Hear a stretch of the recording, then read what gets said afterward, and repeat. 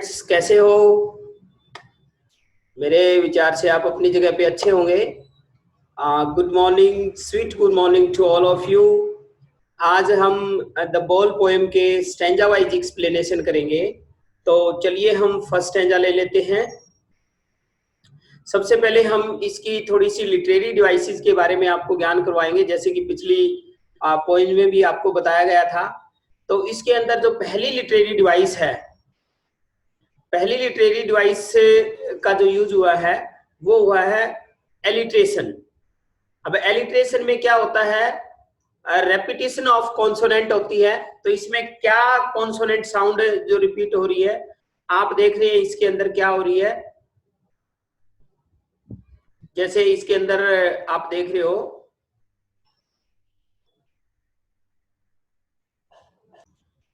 तो इसमें आप हैज है की साउंड रिपीट हो रही है, हैज लॉस्ट हिज बॉल।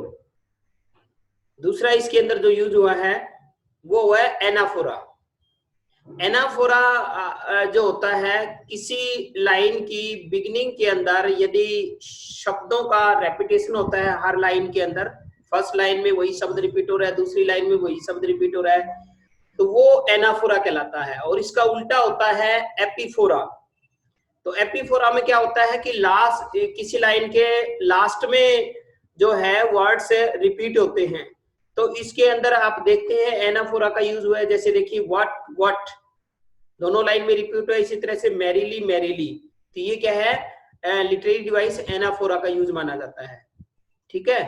इसके बाद में जो नेक्स्ट की हम बात करते हैं रेपिटेशन।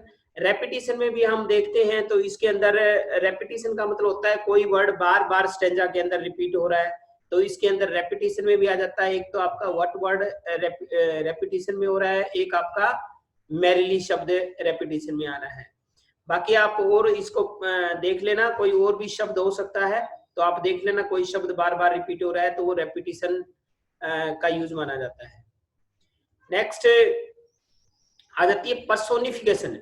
पर्सोनिफिकेशन का भी इस स्टैंजा के अंदर यूज हुआ है, क्योंकि जो बॉल है उसको मैरिली बाउंसिंग है, go merrily bouncing down the street. मानो बॉल के अंदर सजीव बॉल कोई वस्तु विशेष नहीं है, उसके अंदर जीवन है और वो बाउंसिंग करती हुई गली के अंदर जा रही है। And then merrily over there into the water, और फिर वहां से वो उछल कर सीधी पानी के अंदर चली जाती है। तो ये इस तरह का है, जब किसी निर्जीव चीज को हम सजीव रूप में प्रस्तुत करते हैं तो वहां पर्सोनिफिकेशन का प्रयोग होता है। तो यह इन दो लाइनों के अंदर यहाँ पर्सोनिफिकेशन का यूज हुआ है। नेक्स्ट की बात करते हैं हम। नेक्स्ट है कॉन्सोनेंस। कॉन्सोनेंस एक होता है एसोनेंस, एक होता है कॉन्सोनेंस। एसोनेंस में क्या होता है, यदि वाउल साउंड कोई भी रिपीट हो रही है, वाउल साउंड, तो एसोनेंस का यूज माना जाता है। ठीक है। वाउल साउंड का मतलब वाउल रिपीट नहीं होना, वाउल साउंड रिपीट होनी चाहिए। इसी तरह से कॉन्सोनेंस के अंदर है क्या, कॉन्सोनेंट की यानी किसी व्यंजन की साउंड है वो रिपीट हो रही हो। जैसे इसमें रे साउंड रिपीट हो रही है, देयर आर अदर, तो लगातार रिपीट हो रही है। इसका मतलब यहाँ पे लिटरेरी डिवाइस कॉन्सोनेंस का प्रयोग हुआ है। अब हम एक एक करके क्वेश्चन ले लेते हैं इसमें से। What does the pronoun it in the second line stand for? तो यहाँ हम सेकंड लाइन के अंदर देखते हैं it है I saw it go, मैंने इसे जाते हुए देखा। तो यानी हमें पता लग गया it किसके लिए, कवि ने किसको जाते हुए देखा था, बॉल को। तो यहाँ पर हम लिख देंगे for the ball, या पूरी लाइन बना देंगे the pronoun it in the second line stands for the ball। जहां डज आता है सिंपल बनाते हैं, वहां वर्ब के साथ ऐसे ही से जरूर लगाना होता है। नेक्स्ट है how did the ball go down the street. तो बॉल कैसे गो डाउन गई, स्ट्रीट में कैसे करती हुई गई थी, ये यहाँ पे बताया merrily over there into the, यानी बाउंसिंग करती हुई गई थी। तो यहाँ पे the ball went down the street bouncing merrily, यानी कूदते हुए, मैरिली, हैप्पीली। नेक्स्ट है where is the ball now. अब बॉल कहां पर है, तो अब इस स्टैंजा के अनुसार अब बॉल कहां पर है, अब बॉल कहां है, there is in the water, तो ये पानी के अंदर है। तो the ball is now in water.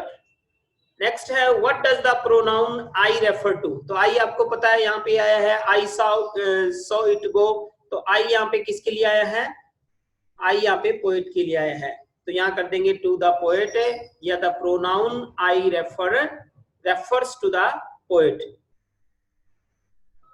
Next हमारा है the poet thinks it is no use to say O there are other balls because, ये हमें कभी ऐसा लास्ट लाइन में क्यों कहता है कि इस चीज का कहने का कोई फायदा नहीं है कि बहुत सारी दूसरी बोल्स हैं, तो आपको बताया था क्योंकि जो बोल गुम हो गई है उसके साथ उसकी भावनाएं हैं, फीलिंग्स जुड़ी हुई है, मेमोरीज जुड़ी हुई है, जो कि नई बोल उसको नहीं दे सकती, इसीलिए कभी ऐसा कहता है।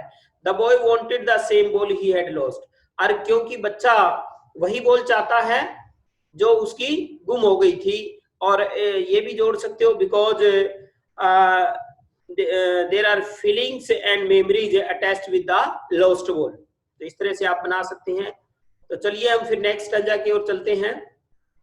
नेक्स्ट स्टैंजा की सबसे पहले हम लिटरेरी डिवाइस की बात करते हैं। इमेजरी, इमेजरी क्या होती है, इमेजरी होती है वर्ड पिक्चर से, यानी शब्दों से ऐसी पिक्चर बनाना जो हमारे दिमाग के अंदर घूमने लग जाए, ऐसे लगता है जैसे कोई सजीव घटना है हमारे सामने घटित हो रही है। तो इस तरह से यदि कभी शब्दों की ऐसी इमेज बनाता है तो वो इमेजरी कहलाती है। तो यहाँ पे देखता है इस सेकंड लाइन के अंदर हम देखते हैं तो इमेजरी का यूज हुआ as he stands rigid trembling and staring down. तो इसके अंदर देख रहे हैं कि बच्चे का बताया कि बच्चा, अब जब ये हम पढ़ रहे हैं तो हमारे दिमाग के अंदर एक इमेज बन जाती है कि बच्चा बिल्कुल अकड़ कर खड़ा है, ट्रेम्बलिंग कांप रहा है, स्टेयरिंग डाउन और देख रहा है। तो ये एक इमेजरी का यूज हुआ है, हमारे दिमाग में वही तस्वीरें बनती जाती है जैसा कवि ने बताया है। फिर इसकी क्वेश्चन ले लेते हैं। बाकी आप देख सकते हैं कि दूसरी लिटरेरी डिवाइसेज आपको बताया है, एनाफोरा है, एपीफोरा है, लिटरेशन है, रेपिटेशन है, क्या है वो आप देख सकते हैं मेन इसमें। फर्स्ट क्वेश्चन है why is the boy full of grief, लड़का दुख से क्यों भरा हुआ है। तो आपको पता है क्यों भरा हुआ है, क्यों वो दुखी है, क्योंकि उसकी बॉल है वो गुम हो गई है। The boy is full of grief as he had lost his only ball, एकमात्र उसके पास बॉल थी वो गुम हो गई है। नेक्स्ट है which literary device has the poet used in the line as he stand rigid travelling dash dash. तो आपको बताया है इस लाइन के अंदर कौन सी लिटरेरी डिवाइस का कवि ने यूज किया है, तो आप लिख देंगे इमेजरी। नेक्स्ट है who is I in the stanza, इस स्टैंजा के अंदर आई यहाँ पे यूज हुआ है। आई तो ये किसके लिए आया है, यहाँ हम पढ़ते हैं तो पता लग जाता है his ball went I would not intrude on him। तो ये बात कौन कह रहा है, ये कवि कह रहा है। तो यहाँ पे स्टैंजा के अंदर हु कौन है, द पोएट है जॉन बेरीमैन, सिर्फ पोएट भी लिख सकते हो या द पोएट जॉन बेरीमैन भी। Why does the poet not want to intrude on the boy, क्यों लड़के को वो इंट्रूड का मतलब होता है डिस्टर्ब करना, क्यों डिस्टर्ब नहीं करना चाहता वो बच्चे को। तो आपको पता है कि कवि को पता है कि वो फर्स्ट लर्निंग इंपॉर्टेंट लेसन जो जीवन का है वो सीख रहा है, इसलिए वो उसको इंट्रूड नहीं करना चाहता। The poet knows that the boy is learning an important lesson of life, कवि जानता है कि लड़का है वो जीवन का एक आवश्यक सीख ले रहा है, so he doesn't want to intrude on him. Next है why is another ball worthless to the boy, लड़के के लिए दूसरी बॉल है वो क्यों महत्वहीन है। तो क्यों महत्वहीन है वो आपको पता है, क्योंकि जो लॉस्ट बॉल के साथ उसकी मेमोरीज हैं वो जुड़ी हुई हैं, फीलिंग्स जुड़ी हुई हैं, जो कि न्यू बॉल के साथ वो नहीं होती। The boy has deep feelings and memories with the lost ball, लड़के की जो फीलिंग्स एंड मेमोरीज हैं वो लॉस्ट बॉल के साथ जुड़ी हुई हैं। The new ball can't return him these memories, और नई बॉल है वो उसे ये यादें वापस नहीं कर सकती। So another ball is useless.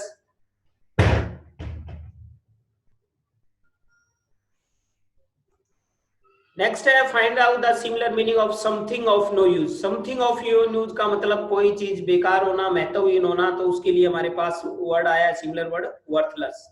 तो इस तरह से अगली नेक्स्ट वीडियो में बाकी जो इसके स्टेंजा हैं वो लेके आएंगे आपके साथ। Thank you, have a nice day.